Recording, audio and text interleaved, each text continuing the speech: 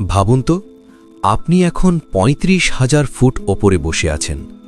হঠাৎ যদি বিমানের ইঞ্জিন বন্ধ হয়ে যায়, তাহলে কি প্লেনটা সোজা নিচে পড়ে যাবে?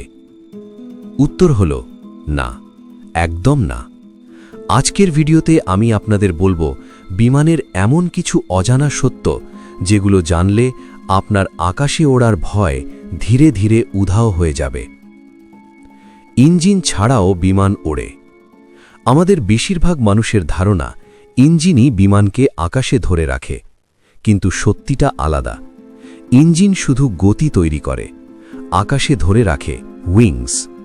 ডানার ওপর দিয়ে বাতাস যায় দ্রুত, নিচে যায় ধীরে। এই পার্থক্য থেকেই তৈরি হয় একটা অদৃশ্য শক্তি, লিফট। এই কারণেই ইঞ্জিন ফেল করলেও বিমান অনেক দূর পর্যন্ত গ্লাইড করে নিরাপদে নামতে পারে।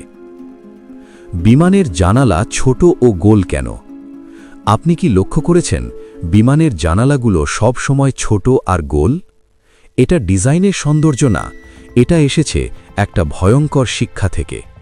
১৯৫০-এর দশকে চৌকো জানালার বিমান মাঝ আকাশে ফেটে গিয়েছিল।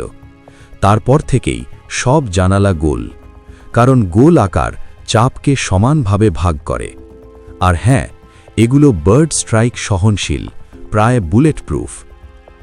টার্বুলেন্স মানেই বিপদ নয়।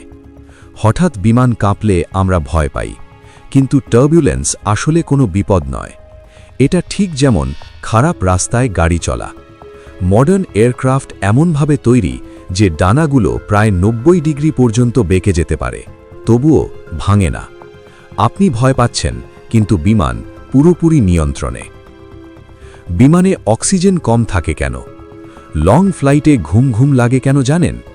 কারণ ক্যাবিনের বাতাস সমুদ্রপৃষ্ঠের মতো নয়, এটা অনেকটা পাহাড়ের চূড়ার মতো। এই জন্যই ডিহাইড্রেশন হয়, এবং তাই ক্যাবিন ক্রু বারবার বলে ড্রিঙ্ক ওয়াটার। পাইলট কি ঘুমায়? এখন একটা সত্য বলি, পাইলটরা ফ্লাইট চলাকালীন ঘুমাতে পারে আইনগতভাবে, কিন্তু কখনোই দুজন একসাথে নয়। একজন সব সময় জাগ্রত থাকেন, আর ককপিটে থাকে মাল্টিপল অ্যালার্ম সিস্টেমস আর অটোমেটেড কন্ট্রোলস। ব্ল্যাক বক্স আসলে কালো নয়। নাম ব্ল্যাক বক্স, কিন্তু রং উজ্জ্বল কমলা, কারণ দুর্ঘটনার পরে সত্য যেন হারিয়ে না যায়।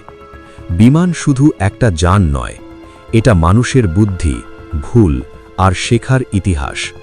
পরের বার ফ্লাইটে উঠলে ভয় নয়, মনে রাখবেন, you are not flying on luck, you are flying on science.